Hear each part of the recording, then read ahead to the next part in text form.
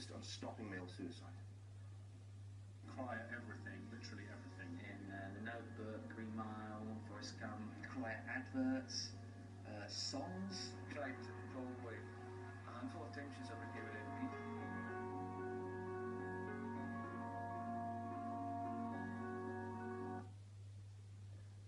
Well, we're joined in the studio by Matt Kinniston, who himself has experienced depression, and Rachel Stevenson from the campaign Against Living Miserably, which is a charity dedicated to preventing male suicide. Thank you both for coming in early on a Saturday morning to talk about this. I want to start with you, Matt, first of all, because you have been there. You've been at rock bottom, and you've managed to come out the other side at your lowest ebb. And I know it's very hard to sum it up in an answer, but I mean, how devastating was your depression and debilitating? Yeah, it was obviously a really difficult time. I think it was made a lot easier once I started talking about it and once I started reaching out for help. But before that, it's very hard to describe when you can't physically show people what's wrong with you, and the means to express yourself really is your mind. And were there people around you that were aware that you were suffering, and was there any particular trigger for it, or to all intents and purposes to everybody else did you seem like you had always been?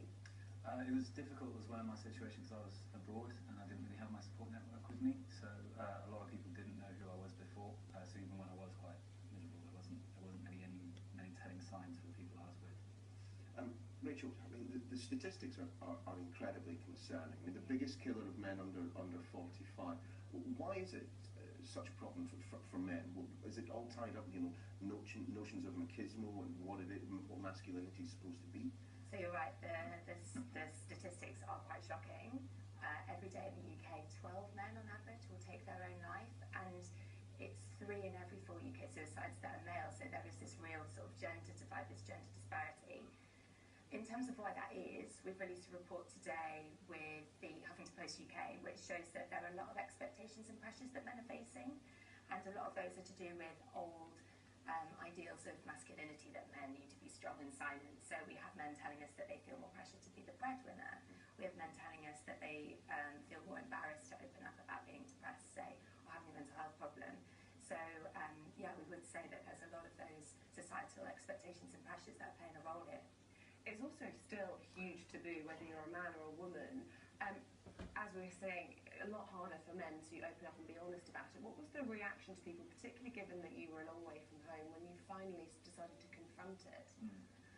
From the people I was with, it was mixed. I did get a lot of the kind of messages which aren't very encouraging, like being told to man up and kind of get on with things. But then I also met some of the most incredible people who were able to help me, some very good friends. So it was a good mix. And for anybody who's at home watching, and who can relate to what you're talking about, what was it that enabled you to try and get over it? It was a mix of things. I'd say knowing that there were people out there who could help, and having that kind of belief that maybe I could improve my situation, not just mentally but also my physical situation. And once I'd started, in terms of exercise and things like that, because people say quite often it's very much linked and it can be improved and helped by those endorphins from exercise. Absolutely, yeah. It was basically changing your life, having things planned and put into your life which are going to improve your self-esteem and parity of self-esteem and mental health. Rachel, all of this, of course, is taking place on International Men's Day, and every time it rolls round, there's a degree of snootiness about it. Every day is International Men's Day. I mean, how important is it that we're talking about these things on a day about men, for one? It's really important. It's a fantastic opportunity to shed light on this issue. Men have been 3 times more likely to die by suicide than women since the early 90s.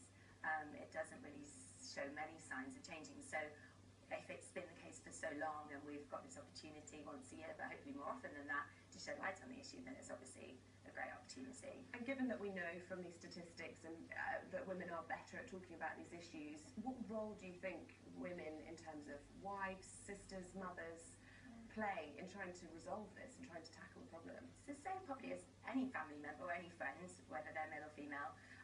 You can make sure that you're checking in.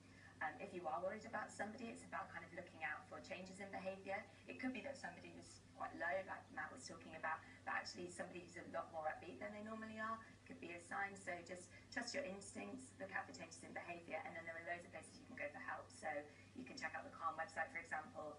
But there are a lot of options out there. It's about choosing something that's right for the individual. Okay, brilliant advice. Thank you both very much for coming Thank and talking to us. Well, there's plenty more still to come on Sunrise, including these.